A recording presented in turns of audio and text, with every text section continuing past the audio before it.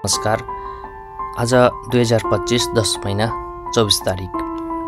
यहाँ मैले देखाइरहेको भिडियोमा चाहिँ आज तोकुते गिनो गाइसोकु ग्यो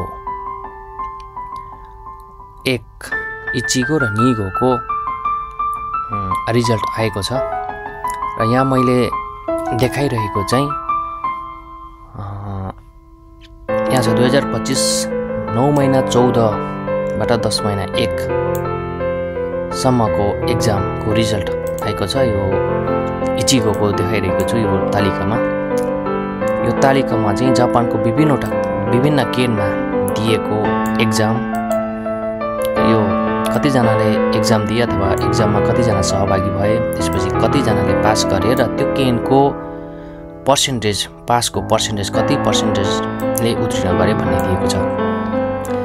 यो विभिन्न केनमा एक्जाम दिएका मान्छेहरू, परीक्षार्थीहरू र पास आउट भएका, उत्तीर्ण भएका अनि कति पर्सेन्ट उत्तीर्ण भए भन्ने दिएको छ। टोटलमा एसएसडब्ल्यू इची एसएसडब्ल्यू 1 को चाहिँ 10,060 जनाले चाहिँ एक्जाम दिएका थिए फुल सर्भिसको, अनि 6,054 जनाले चाहिँ पास गरेका छन्। लगभग 4,000 प्लस त्यो फेल भएका छन् इचिगोमा, एसएसडब्ल्यू 1 मा। अनि पासको पर्सेन्टेज चाहिँ 60.2 रहेको छ। यसमा कुन देशका कतिले पास गरे भनेर पनि दिएको छ। यसमा भियतनामीजहरू चाहिँ एकदमै अगाडि रहेका छन्, एसएसडब्ल्यू 1 मा पनि र 2 मा पनि। भियतनामीज चाहिँ 2,456 जनाले पास गरेका छन्। त्यसपछि म्यानमार, जुगोकु, नेपाल, इन्डोनेसिया, खाङकोकु भनेर यसरी दिएको छ। यसमा नेपालीले चाहिँ 218 जनाले एसएसडब्ल्यू इचीको चाहिँ पास आउट गरेका छन्। यो भयो तोकुते गिनो गाइसोकु ग्यो इचिगोको रिजल्ट। त्यसै गरी हामी जाउँ निगोमा। यो चाहिँ निगोको पनि इचिगोको जस्तै गरी सेम फर्मेटमा दिएको छ। परीक्षामा सामेल भएका परीक्षार्थीहरू, उत्तीर्ण भएका परीक्षार्थीहरू र पास रेट भनेर दिएको छ। र विशेष गरी टोकियोको हेरौँ हामी। टोकियोमा चाहिँ 814 जनाले परीक्षा दिएका थिए निगो एसएसडब्ल्यू 2 को, त्यो चाहिँ फुल सर्भिसको हो।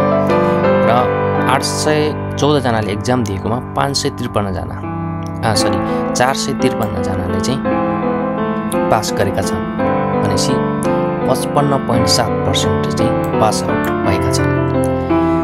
यसमा पनि विभिन्न देशले भनेर छुट्याएको छ।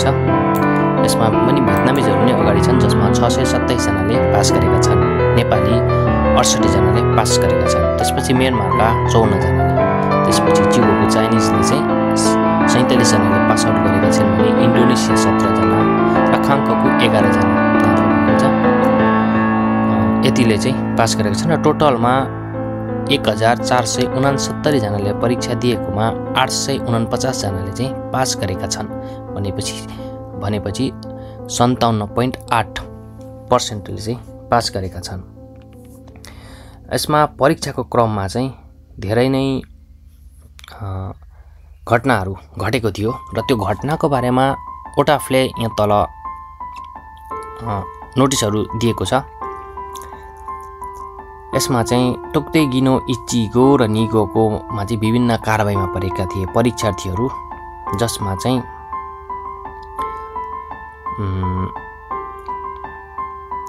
यो जुन सानकेन, इचिकेन, निकेन भनेर दिएको छ। यसमा इचिगो निगोको बारेमा दिएकोमा चाहिँ माइ नम्बर पेजमा चाहिँ 2 पटक दर्ता गरेर अथवा दोहोरो आवेदन दिएर परीक्षा रद्द भएको भनेर दिएको छ। त्यसै गरी मार्कसिट भनेको प्रश्न पत्र अथवा एन्सर सिट चाहिँ परीक्षा हलभन्दा बाहिर लगेको चाहिँ एउटा घटना भनेर दिएको छ। यो पनि असफलमा परेको छ।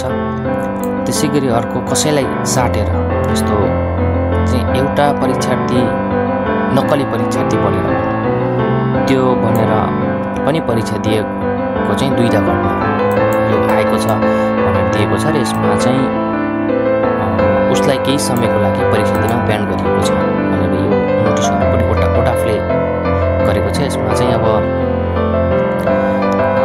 कुन परीक्षार्थीहरू चाहिँ कहाँबाट एक्जाम दिएका थिए भन्ने चाहिँ यो सिम्बल नम्बर देखाएको छ। कहाँबाट परीक्षा दिएका थिए र कुन सिम्बल नम्बरले चाहिँ पास गर्यो भनेर यहाँ क्रमैसँग सबै देखाएको छ। यो चाहिँ 9 महिना 18 गते भएको एक्जामको बारेमा दिएको छ। यो तलसम्म दिएको छ। यो प्रत्येक यो 19 तारिकमा एक्जाम भएको, त्यसपछि 20 तारिकमा एक्जाम भएको, त्यसपछि 9 महिना 14 तारिकमा पनि एक्जाम भएको, यो विभिन्न सेन्टरमा एक्जाम भएको भनेर दिएको छ। तब तपाईँले पनि आफ्नो यसै गरी चेक गर्न सक्नुहुन्छ। यो डेट सहित र वास्यो कहाँ हो र कुन हलमा परीक्षा भएको भनेर सबै देखाएको छ। तपाईँले यसै गरी आफ्नो सिम्बल नम्बर चाहिँ यहाँ चेक गर्न सक्नुहुन्छ क्रमैसँग। आज 24 तारिक रिजल्ट चाहिँ आउट भएको छ। यसमा चाहिँ 50%, 50% भन्दा माथि 55% त्यसले चाहिँ SSW2 को परीक्षा पास गरेका छन्। धेरैजना नै पास भएका छन्। लगभग